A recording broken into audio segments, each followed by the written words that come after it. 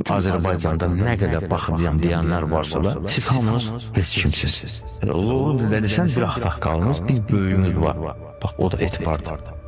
Bax, o da etibardır. Bax, o da etibardır. BTV-nin qaynar xəttinə daxil olan vətəndaş müraciətində özünü ekstrasens kimi təqdim edən Etibar adlı şəxsin sosial media platformalarında açıq şəkildə reklam olunduğunu və cadugərliklə bağlı xidmətlər göstərdiyi iddia edildiyi bildirilib. Müraciətdə qeyd olunur ki, adı çəkilən şəxs müxtəlif paylaşımlarda və canlı yayımlar vasitəsilə öz fəaliyyətini təbliğ edir, vətəndaşlara müxtəlif mistik xidmətlər təklif edir. Məsələni araşdırmaq məqsədi ilə BTV redaksiyası Etibar adlı şəxslə əlaqə saxlamağa cəhd etdi. Çətinliklə də olsa telefon əlaqəsi yaradıldı. Telefon danışığı zamanı o fəaliyyətini 22-ci polis şöbəsinin yaxınlığında yerləşən bir məkanda həyata keçirdiyini bildirib. Zəng etdiyiniz abunəçinin xətti məşğuldur. Salam, hər vaxtınız xeyir. Tamam. Etibar bəy telefonda. İstiqamətlə. Bu telefonun nömrəni TikTokdan götürdüm. Qəbula yazılmaq istirdim. Bir də ödənişini soruşmaq istirdim. Neçədir qəbulun ödəniş? Tamam. 50 manat. Yeriniz hardadır?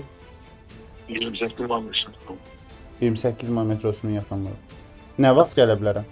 Tamam. Yaza bilən postqırla basıya var, yoxdur. Neçə gəlməlidir?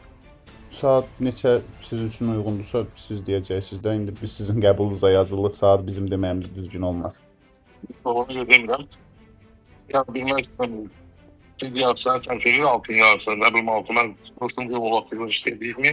Fərqi yoxdur. Siz neçədə deyirsiniz, mən gələ bilərəm. Bir də bir şey soruşum. Siz işlər görürsünüz də, düzdür? Yəni o müəllim qiymətlər orada standartdır yoxsa dəyişir? Orada bir batılıyım. Hə? Necə?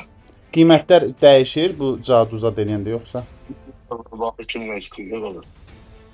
Aydındır. Onda sabah saat 3-ə yazın da zəhmət olmasa. Biraz olub, 5-ə kimi dolub qardaş. Düşün nədir bu? Lütfen, bəy gələcəksin, mən yerdən təqdim. Bəli, yazın zəhmət olmasa. Yox, bir dənə zəhmət olmasa ünvanı dəqiq deyin. 28 may metrosundan yaxın 22-ci polis bölməsindən yan yana. Aha. Aydın. Necə? 28-ci polis bölməsindən yan yana. Ortaya çıxan suallar isə bunlardır. Sözügedən fəaliyyətin həyata keçirildiyi məkanın polis şöbəsinə yaxın olduğu halda bu barədə aidiyyatı qurumların məlumatı varmı? Xüsusilə də 22-ci polis şöbəsinin əməkdaşları və ya Daxili İşlər Nazirliyi məsələ ilə bağlı hər hansısa bir araşdırma aparıbmı? Hüquqi baxımdan digər mühüm sual isə budur.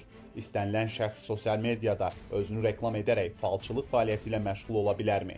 Bu cür xidmətlərin göstərilməsi mövcud qanunvericiliyə uyğundurmu? Məsələ ilə bağlı aidiyyatı qurumların mövqeyini öyrənmək üçün sorğu ünvanladıq. BTV araşdırmanı davam etdirəcək.